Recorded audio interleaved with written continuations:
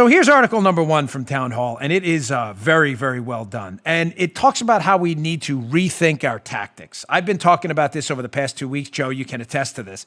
How the left has adopted Saul Alinsky's rules of organizing and winning, and conservatives are always hesitant to do it because they feel like, oh my gosh, if we just talk about bigger, higher order principles and ideology and facts and data all the time, we'll win. That's important. I just did it with the Milton Friedman segment on how government taxation doesn't work and actually hurts the little guy. We just did that. And it is important for us to know more than the left because it allows them, and I'll cover this in the second Town Hall piece, to get them out of their comfort zone. I'll explain what that means in a minute. It is important to be smarter than them.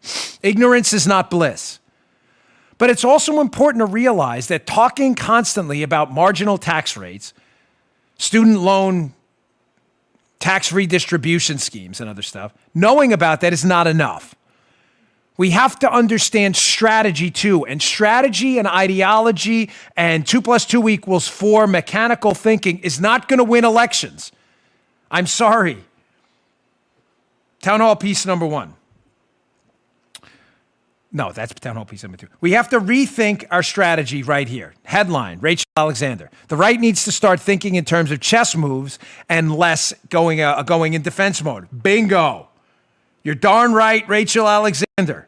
Read this whole piece, but here's a screenshot from it. Again, how we need strategy and not just mechanical, well, our ideology is better. Yeah, we know that. We have to start thinking messaging and strategy too, and those aren't always the same things. From the piece. Quote, the left comes up with harebrained schemes all the time. It's overdue to start labeling them as conspiracy theories. Yeah, that's right. Put them on the defensive, wasting time trying to refute the label. That's what they do to us. It won't be easy for us. You can't just come up with this kind of thing off the top of your head. The left has well-paid politicos sitting around in think tanks pouring hours of time into this type of opposition research. Our side tends to rely on volunteer bloggers. Once we decide one of their criticisms is a conspiracy, Spygate, collusion hoax, we have to be ready to defend our argument with a list of evidence, including analogies to real conspiracies. Otherwise, they will defeat us with Saul Alinsky's rule number 3. Whenever possible, go outside the expertise of the enemy. I was going to say bingo, but I already said that. And it's a very overused word on television. Eureka! There you go. Ronald Reagan went to Eureka College, didn't he? What does that mean? Folks, how did we beat down the left over time, messaging-wise? I'm not saying it was a tactical victory, but messaging-wise, how did we beat down the left on the collusion hoax?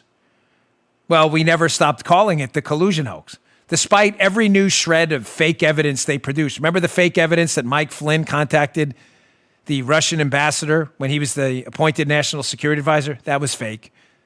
Remember the fake evidence that WikiLeaks leaked some secret information to Don Jr.? Fake. Remember the evidence that, Michael Cohen went to Prague to take money from the Russians for the Russian collusion scam to go on? That was fake. No matter what fake evidence they produced, we beat them back.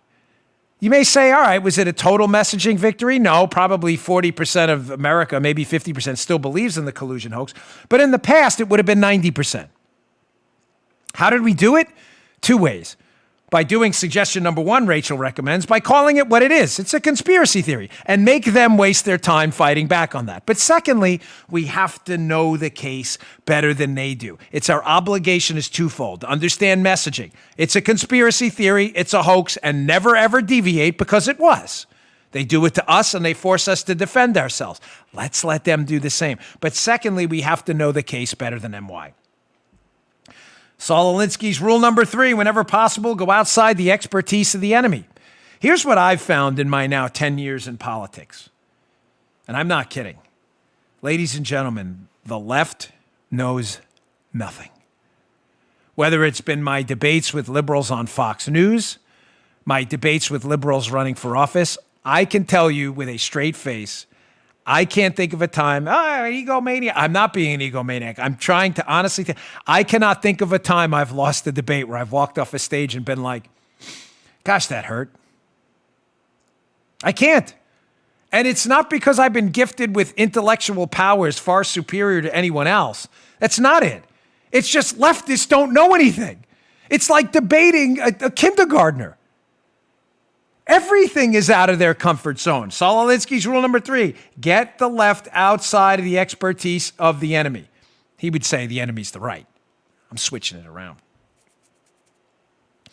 Let me give you a quick example. Remember the Spygate panel, Paula, at the Politicon in Los Angeles?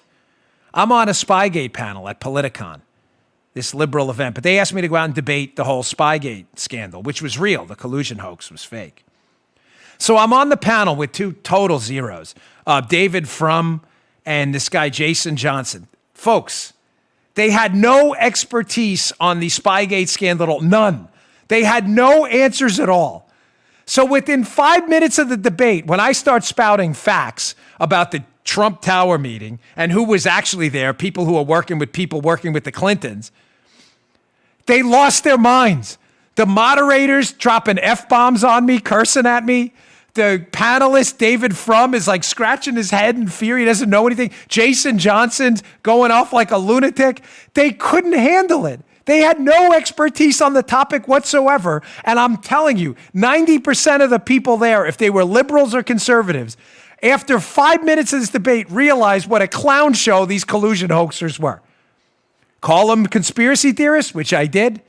Hit them with facts they don't have. They have no response. When we walked off the stage, by the way, because the moderator decided to drop an F-bomb on me, that was never going to go over well.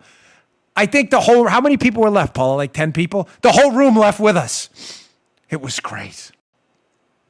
Know the case. Know it well. Understand your ideology. Understand Friedman's talking points. Understand Friedman's logic. Understand why this stuff doesn't work. And then secondly, on the messaging, whenever they bring this stuff up, attack them fiercely with this conspiracy theory line because it's true.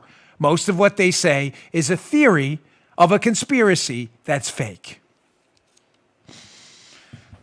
Here's Alinsky rule number 2 in action. Town hall piece number 2. Brad Slager. Democrats are challenging 2 election results while somehow not attacking our democracy. Wait. How exactly is that? What's another one of Alinsky's rules? Make your political enemy abide by their own rules. So what was the rule we all heard, folks? What was it? Facebook, Twitter, liberal media titans, they said you are not allowed to question elections. It's anti-democratic.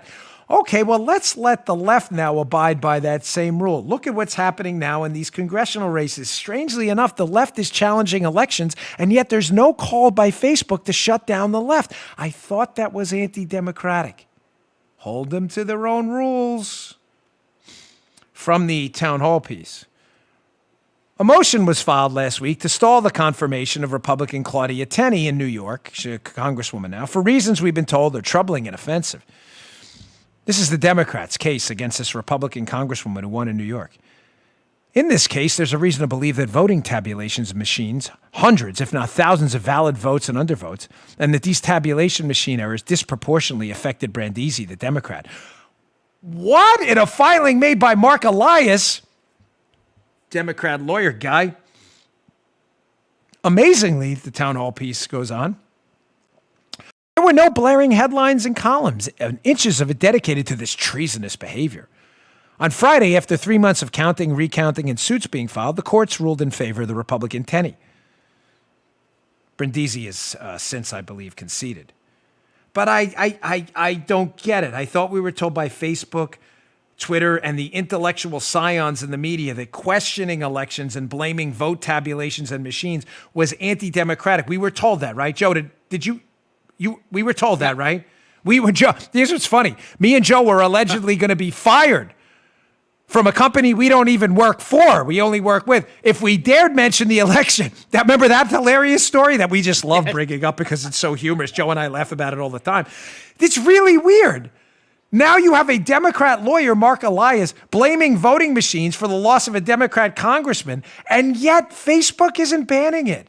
And Twitter, gosh, that's just so strange. That's so strange how that happens. Make them abide by their own rules. I would expect everyone today would be sending out social media messages on various platforms, calling out the Democrats in this New York congressional race for being conspiracy theorists. They're blaming voting machines. That's a conspiracy theory. We've all been told that. I would expect you to do that. It's fair is fair, right?